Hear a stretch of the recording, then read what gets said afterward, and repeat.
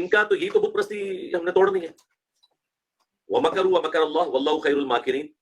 انہوں نے بھی مکر کیا، اللہ نے بھی مکر کیا، اللہ بہترین مکر فرمانے والا ہے، سب سے بڑھ کر مکر فرمانے والا ہے. انہوں نے پکڑ کے ترجمہ چینج کر دیا کہ انہوں نے مکر کیا، انہوں نے چال چلی اور اللہ نے اپنی خفیہ تدبیر فرمائی. اللہ سب سے بہتر خفیہ تدبیر فرمانے والا ہے. یعنی انہوں نے خدا کو بھی کہا کہ تیرے الفاظ کا چناؤ ٹھیک نہیں ہے، تجھے یہ لفظ استعمال کرنا چاہیے تھا تدبیر، حالانکہ تدبیر خود عربی کا لفظ ہے. اللہ نے کیوں نہیں کہہ دیا کہ واللہ خیر المدبرین، اللہ تعالیٰ سب سے بہتر تدبیر فرمانے والا ہے؟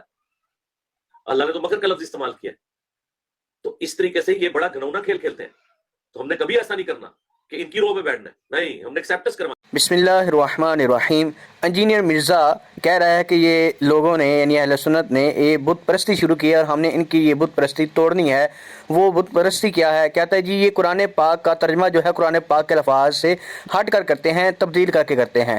اچھا، تو اسے یہ چیز معلوم ہونی چاہیے کہ جب بھی کسی معاشرے میں کسی قرآن پاک کی آیت کا ترجمہ کیا جائے گا تو سب کانٹیننٹ کو دیکھا جائے گا، معاشرے کو دیکھا جائے گا، اور اس ترجمے میں جو سب کانٹیننٹ ہے اس کی پوری انوالومنٹ ہوتی ہے کہ پورا معاشرہ دیکھا جائے گا کون سے الفاظ ادب و احترام کے لحاظ سے ترجمے میں بہتر رہیں گے اللہ کے لیے، اللہ کے رسول کے لیے، صحابہ اکرام کے لیے. اگر ایسا نہ کیا جائے تو پھر تو بڑے ایسے الفاظ ہیں کہ جن کا ترجمہ اگر انجینئر مرزا کر سکتا ہے تو کر کے دکھ. سورہ آل عمران آیت نمبر 123 اللہ تعالیٰ ارشاد فرماتا ہے وَلَقَدْ نَصَرَكُمُ اللَّهُ بِبَدْرٍ وَأَنْتُمْ أَذِلَّةٌ.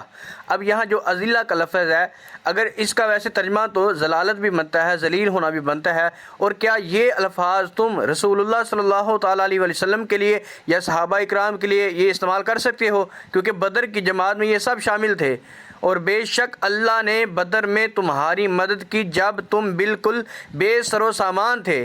اب یہاں پر انجینئر مرزا ترجمہ کرے ہاں ذلیل تھے یا ضلالت چھائی تھی، کوئی ایسا ترجمہ کرے گا؟ نہیں. اب وجہ کیا ہے؟ عربی میں بعض اوقات ایک لفظ کے لیے، یعنی ایک اردو لفظ ہے بیٹھ جا، یہ ایک جملہ ہے بیٹھ جا، اس کو ہم عربی میں الگ الگ طریقے سے کہہ سکتے ہیں، جیسے اقعد یا اجلس، مطلب دونوں کا سیم ہے. اور بعض اوقات ایک لفظ جو ہے اس کے معنی بھی بہت زیادہ ہوتے ہیں. مثال کے طور پر لفظ سب، اب سب کا مطلب گالی دینا بھی ہوتا ہے، جھڑکنا بھی ہوتا ہے، ڈانٹنا بھی ہوتا ہے، اور تنبیہ کرنا بھی ہوتا ہے، بڑے اور معنی بھی ہیں. تو کیا ایک معنی اگر خاص کر دیا جائے ایک لفظ کا تو یہ ٹھیک ہے؟ تو یہ اس زبان، اس لغت کے ساتھ بہت بڑی منافقت ہوگی. اور ایسا ہی جو اذلہ ہے اس کے بھی تراجم بہت زیادہ ہیں، اور ایسے ہی مکر جو ہے اس کے تراجم بھی بہت زیادہ ہے. حتیٰ کہ جو لفظ شعر ہے، اردو میں جو شعر بولا جاتا ہے یعنی لائن انگلش میں، اس کے لیے عربی میں 150 کے قریب الفاظ استعمال ہوئے ہیں، جن میں اسد بھی آتا ہے، لیس بھی آتا ہے، کسورہ بھی آتا ہے. تو ایک لفظ کے لیے اتنے عربی ورڈز یوز ہو رہے ہیں، وہاں پر تمہیں یہ بت پرستی نہیں نظر آتی؟ اور کہتا ہے ہم ان سے منوائیں گے، ہم ان کی بت پرستی توڑیں گے.